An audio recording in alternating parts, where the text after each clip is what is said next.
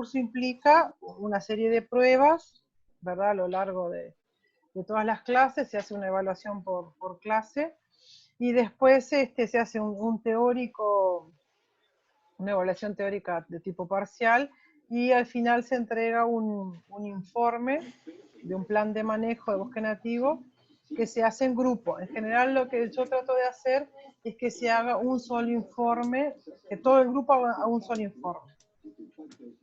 Que todos tengan un aporte. Que todos sí, y que se haga un solo informe, y en general lo que buscamos es un cliente de verdad, ¿no? Y bueno, con esa estrategia tenemos parcelas permanentes instaladas en la Sociedad de Fomento Rural de Rivera, ¿ah? Y ese ha sido nuestro cliente, digamos.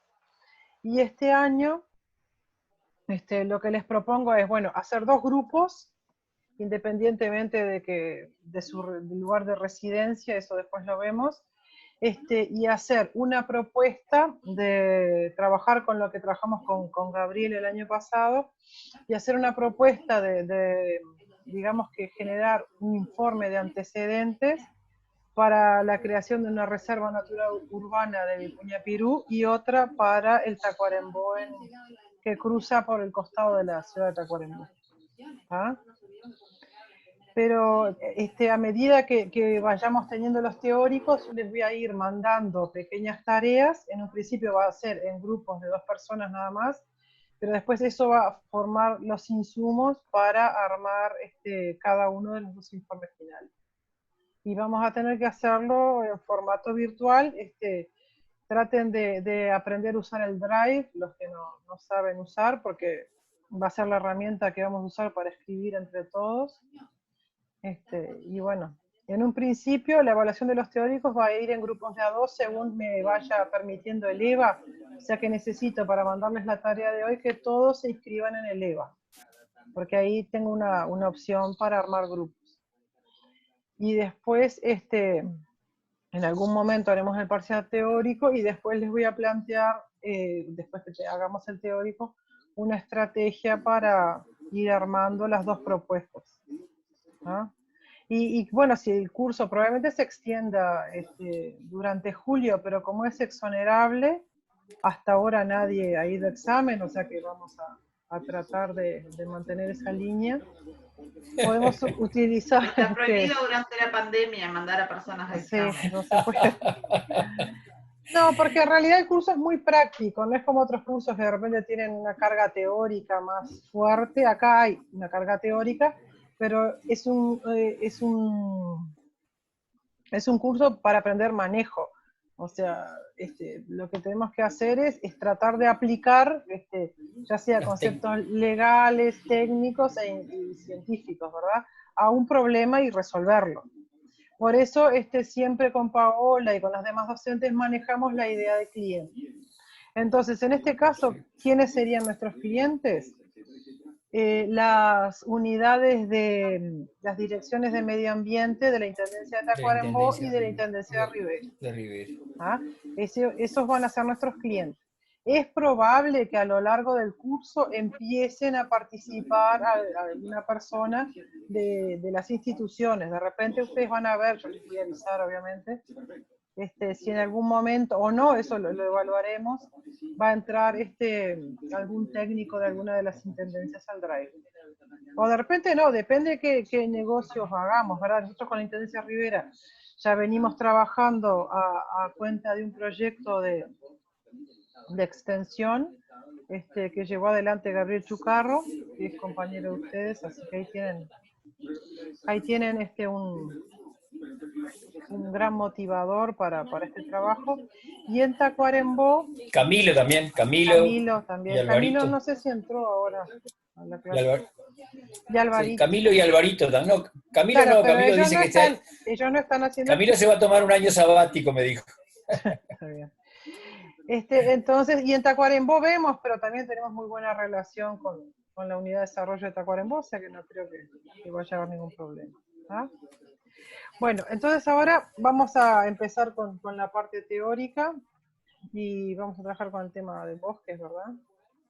Lu, estas presentaciones que nos estás pasando, ¿las vas a subir a Eva después? Sí, Está bárbaro. como teórico y grabado. ¿Tá? Bueno, en Uruguay no tenemos un sistema de clasificación de vegetación nativa, ¿no? Pero han habido como varios intentos de clasificación. Panario, yo les voy a presentar una que intentó Panario, hubieron otras anteriores, hubo una de Marcel también, y después de gente más anterior, digamos, más vieja, pero todavía el país como tal no tiene decidida esa parte. Pero últimamente nosotros estamos trabajando con Braseiro, con Alejandro Braseiro, que es nuestro referente académico en la Facultad de Ciencias, y Alejandro estuvo trabajando con el Ministerio de Ganadería y con el Medio Ambiente, y medio como que viene tratando de generar una propuesta que cumpla con algunas condiciones que vamos a ir viendo en estas primeras clases. Una de las condiciones más interesantes y que yo creo que es lo más alineado, y por eso tomo esta propuesta de Alejandro, es que la clasificación tenga correlaciones con las clasificaciones hechas en otros países, o sea, que tenga un biais internacional.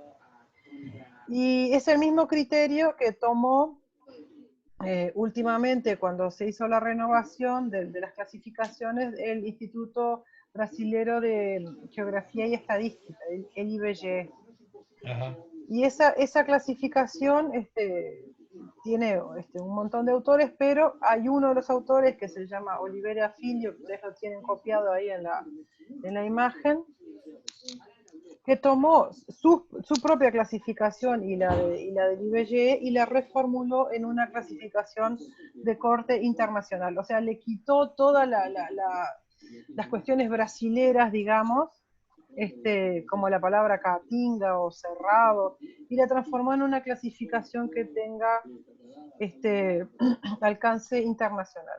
Él, de todas maneras, la propuesta que hace es una propuesta para el este de los Andes, desde el Caribe hasta el sur de Argentina, ¿verdad? No, perdón, hasta el sur de Buenos Aires, ¿no? Ese es el ámbito. Yo les voy a compartir el texto, les voy a subir a Eva, igual se los dejo ahí. Ese es el ámbito en el que él trabaja. Y Braseiro toma esa clasificación. Braseiro ya venía armando una clasificación en ecorregiones, que creo que ustedes la deben de haber trabajado con Marcel, y Braseiro toma como esas dos ideas, ¿no? La idea de Marcel, de las ecorregiones, creo que también lo trabajó Panario, y la idea del IBGE modificada por Oliveira Filho. Entonces nosotros lo que vamos a hacer es, hoy yo les voy a contar como una cosa medio teórica y vamos a ver cómo es la clasificación actual, a propuesta de Brusa, que es lo que se usa actualmente en Uruguay. Les voy a mandar una cuestión teórica para leer. La clase que viene vamos a ver la idea que plantea Braseiro y Oliveira Filho, y después la tercer teórico vamos a tratar, que en realidad es un práctico que yo siempre hago, pero lo voy a hacer ya orientado y utilizando el marco teórico que plantea el IBGE a través de señor. ¿Ah?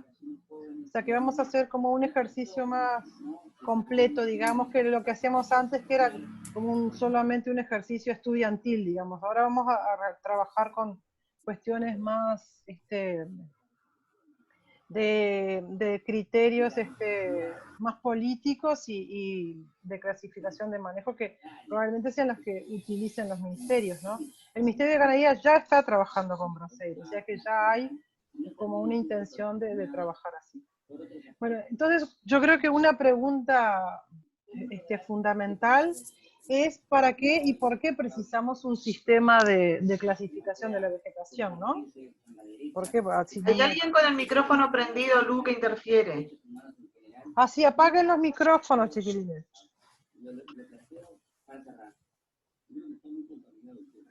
¿Quién está con el micrófono prendido? No sé, hay una tele. A ver. Sí, la pueden mostrar a todos. Ahora ya está. Está, gracias. ¿Anduvo? Era yo. La mea culpa. Estaba la tele prendida. Bueno, entonces, ¿por qué un sistema de clasificación, verdad? ¿Qué pasa? Para la gestión de un país es necesario que tanto la legislación como los planes de manejo tengan determinados criterios para que tanto abogados como ingenieros, como los dueños de la tierra o como un organismo internacional hablen el mismo idioma cuando se refieren a algo, ¿no? Como por ejemplo, nosotros tenemos el sistema de clasificación CONEAT. Todos sabemos que es un brunosol o que es un suelo 7.2. Bueno, lo mismo no existe lo mismo para el tema del bosque nativo. Por ejemplo, hay una gran discusión de si los bosques de quebradas deberían estar incluidos en los bosques ribereños, que en realidad son todos ribereños, ¿verdad? Si eso tendría que estar separado o no. Esas cosas no están dilucidadas, entonces no se puede trabajar en base a algo que no se sabe de lo que se está hablando, que para mí es una cosa, para otro es otra. Entonces por eso es fundamental ponerle una etiqueta, que si bien es una cosa artificial, pero es útil a nivel de, para Un los padrón. planes de manejo. ¿Ah? Entonces, lo que propone este señor es que para la gestión de los ecosistemas de un país y también para su investigación, es fundamental definir la lista de tipos de ecosistemas. ¿Ah? Que sea una clasificación unificada, que incluya todo y no excluya absolutamente nada, pero que sea flexible, ¿no? Basada en criterios ecológicos, pero que a su vez tengan validez internacional. Incluso, ustedes van a ver cuando lean el texto de Oliveira, van a ver que él trabaja con palabras que se puedan traducir correctamente al inglés. Tanto es así que uno de los revisores de la propuesta que él hace es una profesora de inglés, ¿verdad? O sea que él incluyó entre sus revisores del trabajo, o alguien que trabajara con el idioma inglés a propósito, ¿no? Él lo dice en el texto, ¿no? Y después que tenga, eso va a tener que tener, además de la resolución conceptual, o sea que nada puede quedar fuera, ¿no? Tiene que tener un mapa asociado. ¿Ah? Ustedes saben que el IBGE tiene un mapa, yo lo tengo en el laboratorio, después si lo quieren ver, con Cintia hemos tenido la intención de plastificarlo, eso sería una buena oportunidad para plastificarlo. Por ejemplo, el mapa de suelos del Uruguay tiene una carta asociada, o sea, y los suelos CONEAT tienen un tema de información geográfica asociado, igualmente la geología, ¿no? Tiene que tener un mapa donde la categoría que está descrita en la carta en papel exista en un sistema de información geográfica. ¿Tá? Bueno, tenemos limitantes, ¿no? Y esto lo plantea la gente de la UNESCO, que es que cada nación tiene diferentes enfoques para los mapas de ecosistemas, de vegetación y de cobertura del suelo, y también hay muchas diferencias de capacidades de generación de información de los países. Porque Brasil, en la época de la dictadura brasilera, y que fue en lo que se basó Oliveira Filho y todos los que armaron la clasificación del IBGE, tuvo un proyecto que se llamó Radam Brasil, no sé si alguien lo conoce. Sí, sí. Ese proyecto generó unos libros que son enormes y generó muchísimos mapas, y que ellos lo hicieron con el ejército. Y lo que hicieron fue escanear con un sistema de radar colocado en los aviones, escanearon todo el país. ¿Ah? Y con esa información de radares instalados en los aviones, generaron un sistema de cartas muy detallado. Entonces, eso se tomó y se elaboró después, el IBGE elaboró un sistema de clasificación de la vegetación, que es lo que se usa legalmente en Brasil. Hubo una revalorización ahora, creo que en 2008, y ahora este señor, en 2009, propone como un cambio un poco para hacerlo más internacional, ¿no? ¿Lo hicieron los militares o lo hicieron técnicos? Los militares tienen técnicos. El Radam Brasil lo hicieron militares. Sí. Es como el Servicio Geográfico Militar acá en Uruguay. Es como acá. La misma cosa. Porque es algo que Dependientes, si fue o no pero la solamente dictadura. del servicio militar.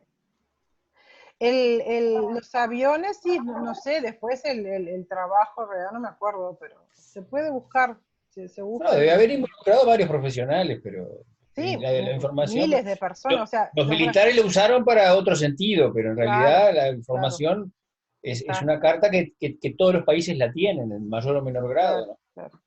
Por Acá ejemplo, cerca de. hace unos 10 años atrás, en 2010 hasta 2014, la Embrapa Suelos, que tiene sede creo que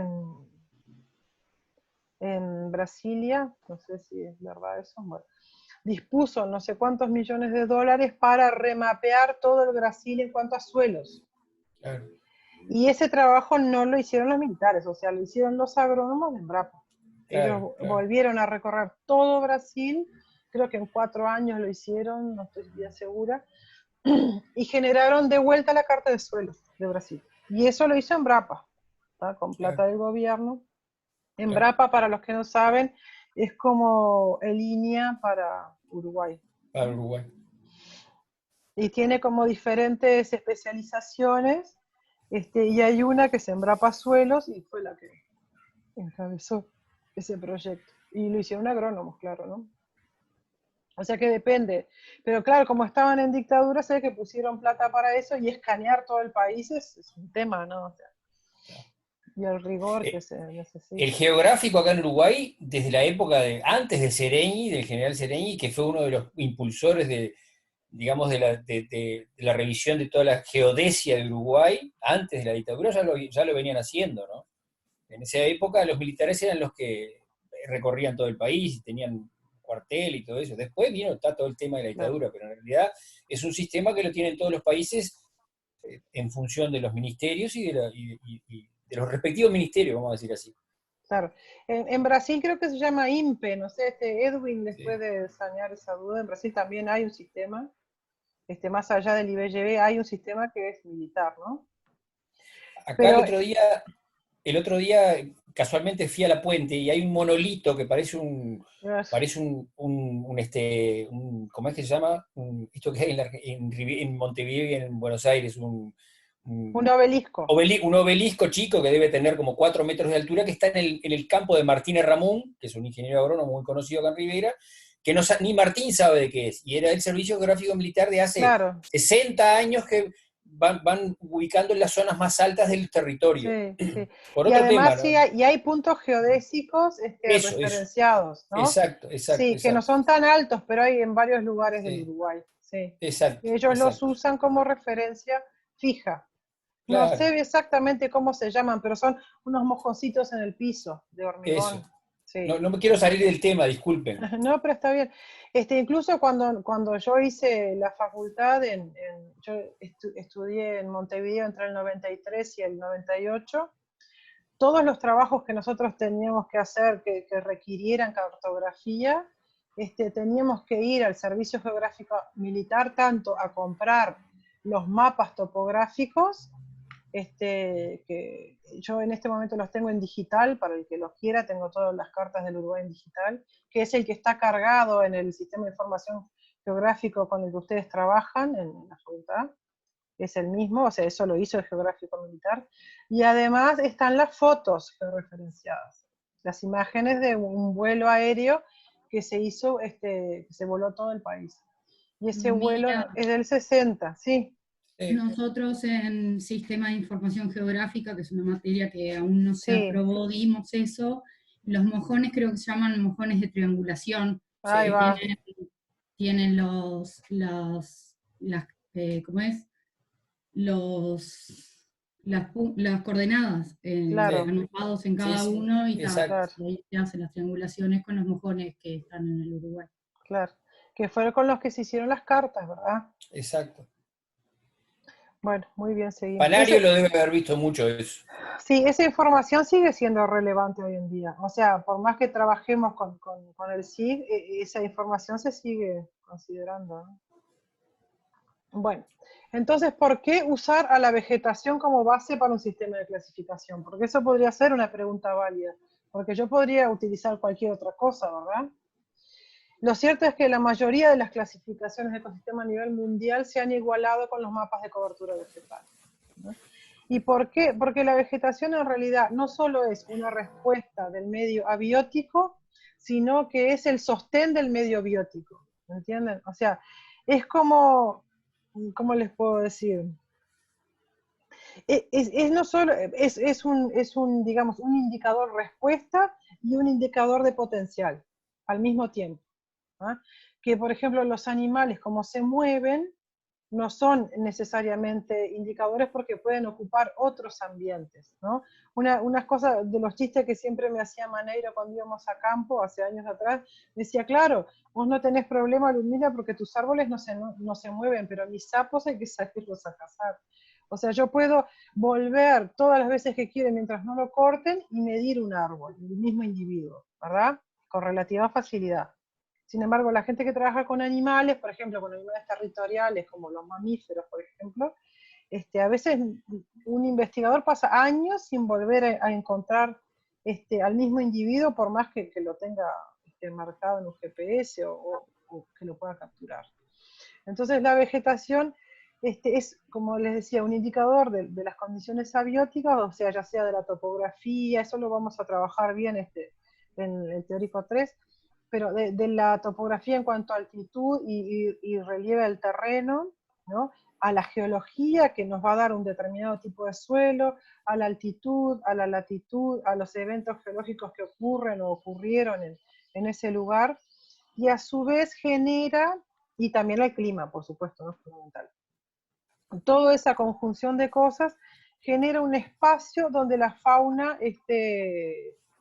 va a poder estar o no, independientemente de que esté, por ejemplo, nosotros decimos, bueno, en el Uruguay debería haber venado de los pantanos. Bueno, no está porque se extinguió y se recluyó al Paraguay, qué sé yo, o lo mismo podemos decir de la Guaraguazú. Pero eso no quiere decir que si nosotros tenemos un plan de reintroducción, no podamos, en función de los ambientes que tenemos en una clasificación de la vegetación, no podamos decir, bueno, acá es un lugar donde podemos reintroducir a este tipo de animales, ¿entienden? O sea, de esa forma es potencial y funciona como un indicador estable, siempre y cuando el clima se mantenga más o menos igual, de lo que puede suceder. Hay algo que sí cambia, que yo no lo había visto en ninguna clasificación, sí la vi, se ve que es una cosa de los brasileros, sí la incorporaron en la clasificación de suelos de Brasil, y incluso el que lideraba el proyecto que yo les conté de Embrapa, de la clasificación de suelos, es un agrónomo con mucho toque, que se llama Gustavo Curcio, y él siempre hablaba de los antroposuelos, ¿no? Que son los suelos generados por el hombre, que no tienen ninguna lógica, o sea, qué sé yo. Por ejemplo, cuando tirás escombros y otras cosas para armar una vivienda, y después eso vuelve a ser una tierra que se use, o en lugares donde hay minería, hay muchas instancias donde se generan suelos antropomórficos, ¿no? De origen antropocéntrico. Entonces, Oliveira plantea en la clasificación al hombre como una categoría de generación de actividades que modifican la clasificación de la vegetación. Entonces acá ustedes van a ver... uno, enfrente al Melancía tenemos un pedazo de suelo ahí al lado del Cuñapirú. Entonces ustedes van a ver que... hay una categoría que es una categoría generada por el hombre, ¿no? Eso lo vamos a discutir dentro de unos días, pero es interesante cómo eso ya empieza a verse en las clasificaciones de varios tipos, ¿no? Pero incluso en la de vegetación, ¿no? Bueno, limitantes, como todo, ¿no? El ecosistema no solo constituye el tipo de vegetación, sino que el ecosistema es dinámico, ¿no? Integrado por numerosas variables y de condiciones ambientales. Y esto debe ser considerado en la clasificación. O sea que esto tiene que ver con lo que yo les decía, pero además ahora, en un momento de cambio climático, nosotros tenemos que incluir también los efectos de qué sucedería si la temperatura media en determinadas zonas aumenta a tantos grados. Porque puede empezar a cambiar la clasificación de un determinado lugar en función de las condiciones. Por ejemplo, cómo eso se aplicaría en la práctica. A ver, yo les voy a dar un ejemplo de cómo era la legislación brasilera, hace 10 años atrás, ahora realmente no sé, con relación al uso de las áreas de regeneración de selva. Ustedes saben que en Brasil las áreas de campo están restringidas a algunos lugares en el Amazonas, a los campos de Río Grande do Sul, perdón, y a los campos de altitud. O sea, los campos que están a más de 3.000, 2.500, dependiendo de la latitud, a 2.500 metros sobre el nivel del mar, hay determinados lugares donde no hay selva, hay vegetación de campos. Entonces, básicamente todo Brasil es selvático, ya sea que sea de mata atlántica, ¿no? O de cerrado o de estacional, o de caatinga, ¿no? Básicamente todo el país tiene una estructura arbórea. ¿Eso qué quiere decir? Que nosotros, ¿vieron cuando tenemos acá, no sé si ustedes han escuchado la palabra barbecho, o campo en barbecho, o campo cosechado? Sí. Si nosotros dejamos un campo en barbecho, en el Uruguay, ¿cómo se va a dar la sucesión primaria, ¿no? Secundaria, perdón. Porque si tenemos suelo ya es una sucesión secundaria, ¿verdad? Van a entrar algunas gramíneas y asteráceas de mediano porte, y si el lugar es de una zona que se presta para campo según el clima y el suelo, eso se va a mantener así, ¿verdad? Lo que le llamamos chacra vieja. Un chircal se forma generalmente. O se forma un chircal, no en todos lados se forma un chircal, que máximo tendrá 3, 4 metros de altura.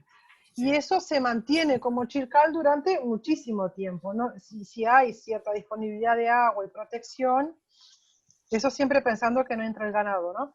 Vamos a tener algunas áreas de monte, de bosque, ¿verdad? Pero ese es básicamente el resultado de un espacio dejado en barbecho en el Uruguay.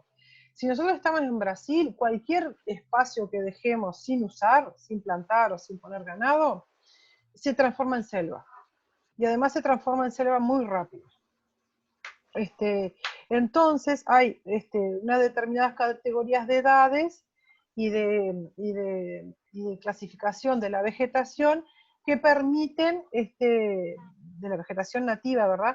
Que permiten que el dueño del campo lo pueda cortar hasta la raza, lo pueda usar, sin necesidad de que haga un plan de manejo y de que haga una elección de qué árboles quiere quitar y de qué árboles tiene que dejar. Entonces, y eso depende de la diversidad y obviamente depende de cómo se ve el clima en ese lugar y de la fuente de propágulos, etc. Entonces, si hay un aumento en determinado lugar, un aumento regional de precipitación y de temperatura, algo que nosotros lo podíamos cortar, por ejemplo, a los 10 años, de repente ya a los 7 no lo podemos cortar, porque la diversidad y la estructura de ese ecosistema ya se constituye en una selva y no es un estado primario de sucesión secundaria.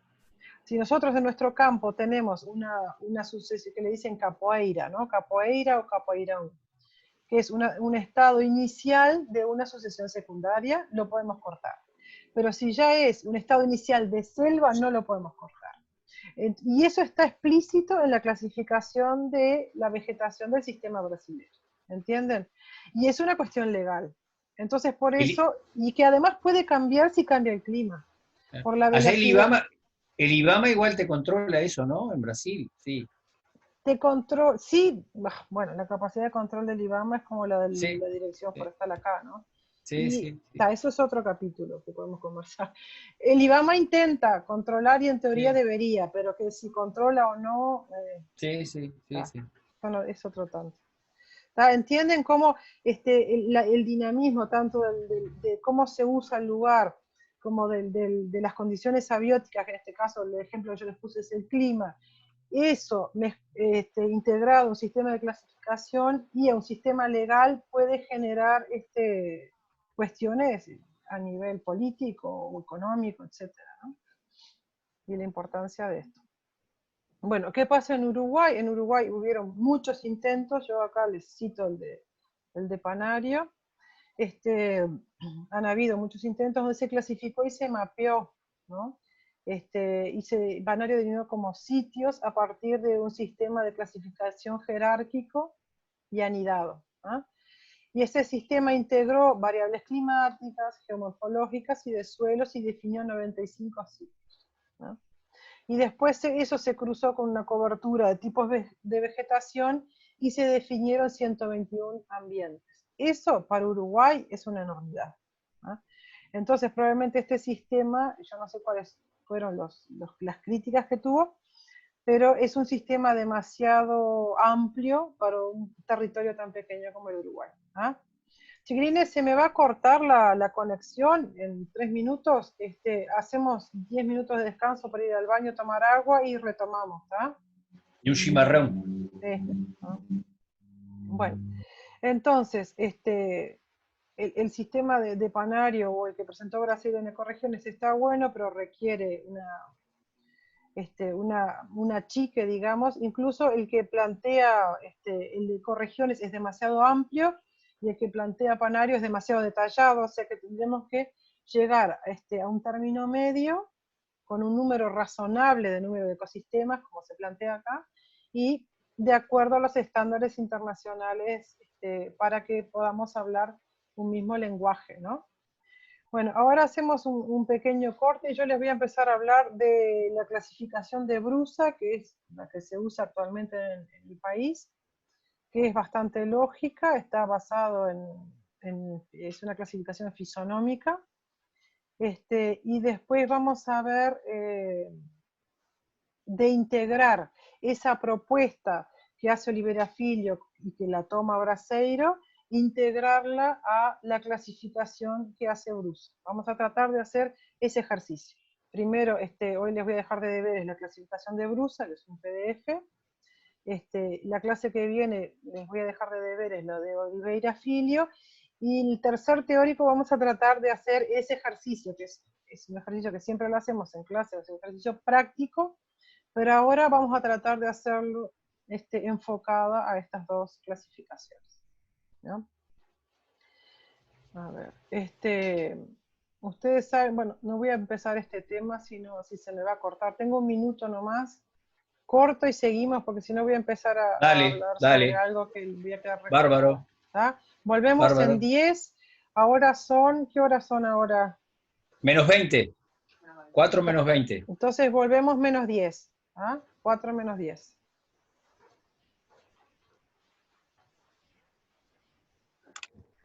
Ah.